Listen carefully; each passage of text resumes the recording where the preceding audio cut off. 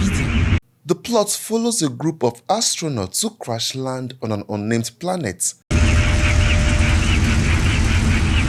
When they crash on this planet, only few of them survive. One of the astronauts that survives, Thomas, is injured. The astronauts come out of their spaceship and are surrounded by mountains. The air is also unbreathable, but even with these conditions, the planet resembles Earth perfectly. And with some kind of apparatus they insert between their clavicle, the astronauts can breathe the air here.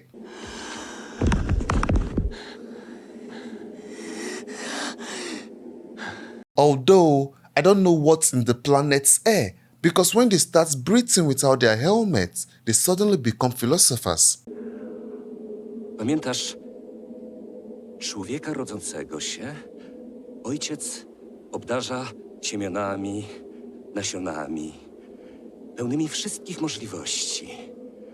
To, co każdy wypielęgnuje, zobaczy, jak wzrasta w nim i przynosi mu owoce.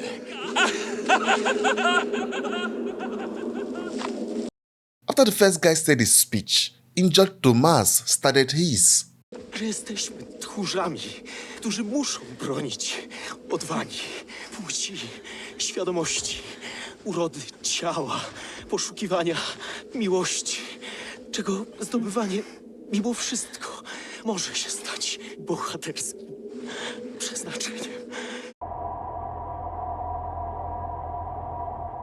As the astronauts explore the unnamed planets, they come across ruins that indicates an ancient civilization once lived here in the past. As Thomas gets close to the ruins, his fever turns into delirium and he starts seeing ghosts. According to him, their dead mates, the astronauts that crash-landed with them, were coming for him. Thomas dies after his crazy speech.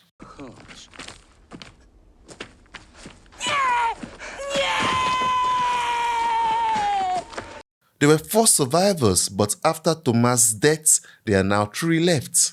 A woman, Marta, and 2 men, Jerzy and Piotr. Keep in mind that these 3 are the only humans on this planet. So in the beginning, Jerzy and Marta become father and mother to a new line of humanity. Marta gives birth to the first child on this planet, but something is strange. The baby grows at an accelerated rate, maturing in mere months. I didn't mention earlier, one of the reasons the astronauts left Earth was so they wouldn't hate anybody anymore. A przecież po tośmy się tu dostali, by nie nienawidzieć nikogo. But what they didn't realize is that as humans, no matter which planet we run to, our garbage follows.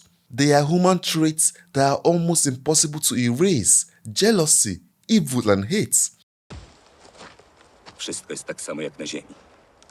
Ten sam chaos, ten sam brak prawdy. Piotr becomes jealous of Jerzy. He cannot understand how he can be happy in their current situation, and that leads him to feel resentment and hate towards him. Jak możesz tu być tak szczęśliwy, który tu nic nie masz? Ja mam was. And in his hatred, he beats the shit out of Jerzy. Masz nas! Czyli masz to, co my mamy! Czyli nic! Nic! Nic! As more children are born, the tiny human colony expands into a tribe. But tragedy strikes early. An unseen force lurking on the planet murders Piotr in the night. Ja go tu znalazłam.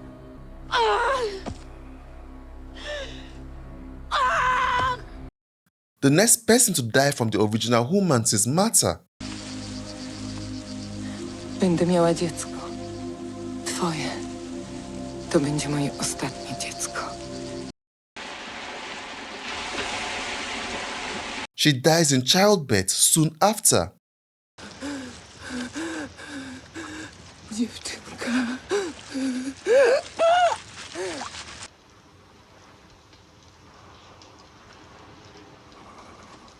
This leaves Jerzy as the sole survivor of the original 3. Matka umarła? I ty umrzesz? The original astronauts age more slowly than their children, and soon graying Jerzy is regarded with awe by the youngsters. They see him as the old man, a demigod, the sacred ancestor of all. Ty znowu wróciłeś, stary człowieku. Remember the baby Martha had before she died? Yes, she is. Jestem Ada. Ostatnia córka Marty. Dlaczego ty nigdy nie umierasz? In Jerz's grief, he has been staying away from his children, leaving them to fend for themselves. Tylko gdzie indziej, gdzie nie ma nic. Nic. The crazy part is that within this short period of time, the children had created some kind of religion, a cult. Their parents have become their gods. Martha is now the fertile mother that gave birth to thunder with the moon in heaven. Piotr becomes the god that gave them settlements and wisdom and bulls.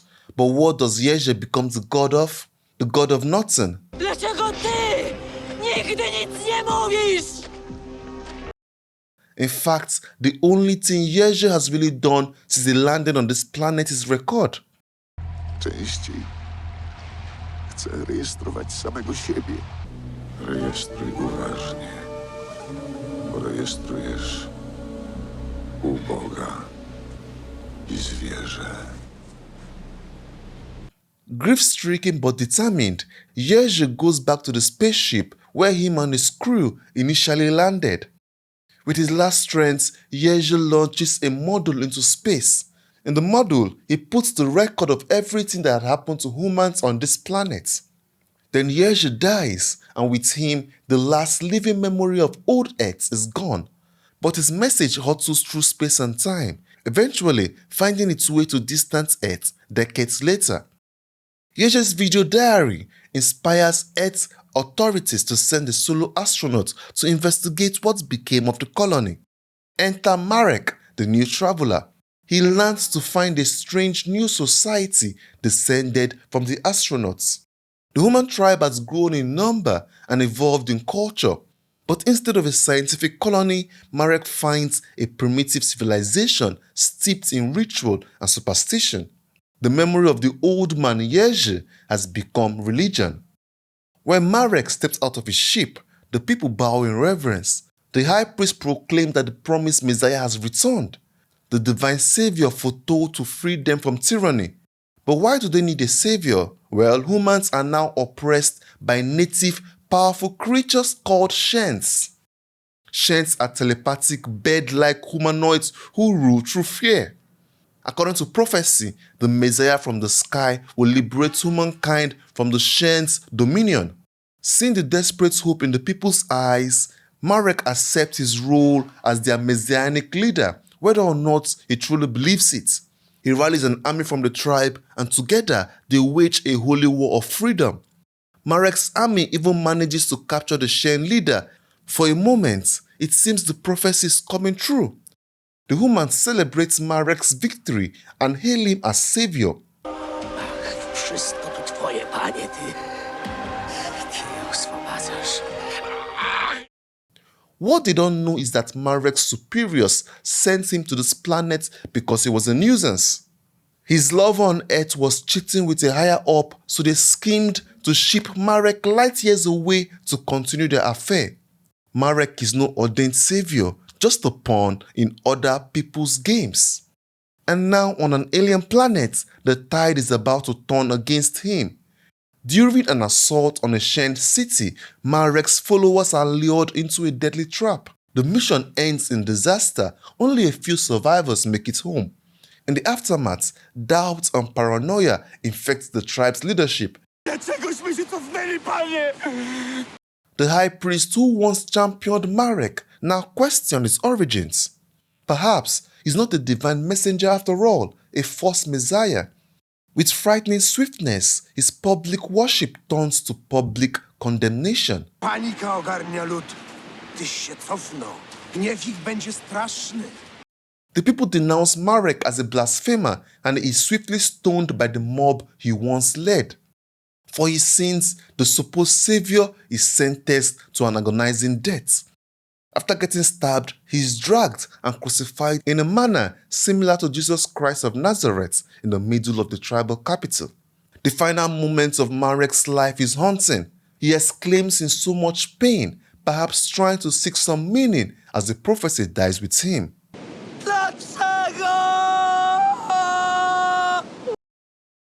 The story of production of On the Silver Globe is as otherworldly as the film itself. Polish director Andrzej Żuławski began shooting in 1976. He was determined to adapt his great uncle's Lunar Trilogy of novels into a grand philosophical sci-fi film. Filming of the movie spanned deserts, salt mines, and city streets, resulting in widely imaginative and surreal imagery. But the project was shut down by Poland's authorities in 1977 when it was 80% complete. Officials claimed the production was over budget, but the truth was most likely that they didn't like the film's anti-authoritarian themes. The director was ordered to destroy all footage. Thankfully, they hid most of the reels in their homes and in studios. A decade later, after Poland's political climate shifted, they returned to finish the film. The director never got to shoot the missing 20%, so he cleverly filled the gaps with modern-day footage of Polish streets and voice-over narration describing unfilmed scenes. On the Silver Globe finally premiered in 1988, almost 11 years after its shutdown. Watching the film can be an overwhelming experience. It's part cosmic epic, part philosophical allegory filled with striking and bizarre imagery. Before I end the video, I just want to highlight how beautiful the view on the planet is. The cinematography is simple yet so effective. CGI was still in its infancy in this era, so the film was shot mainly on real locations. But I don't know if it's because of the camera or color grading. The shots just have this otherworldly feeling. Philosophically, On the Silver Globe is a tragic feedback loop about humanity's inability to escape itself. Zhu-LAH-skee takes a simple sci-fi premise, starting over on a new world, and uses it to ask, what if we could wipe the slate clean? Would we do better this time? His answer is absolutely not. The film shows how humans, even when given a fresh start, recreate the same structures of power, belief, violence, and myths. The first generation of settlers become revered as divine figures. The descendants build a religion around them. They cling to prophecy, events, rituals, and wait for a savior. Does this sound familiar? Zhu-LAH-skee is holding a cracked mirror to history, showing how we keep reinventing the same gods and wars century after century. This film is an amazing work of art. If you haven't seen the movie, you definitely should. I just gave a short summary of the plot of the film, but this film is much more than the plot. You need to watch it to get it fully. Thanks for watching to the end of the video. I am thinking of creating more videos on crazy, lesser-known sci-fi films. If you want to see more videos like this, leave a comment. Also like, share, and subscribe.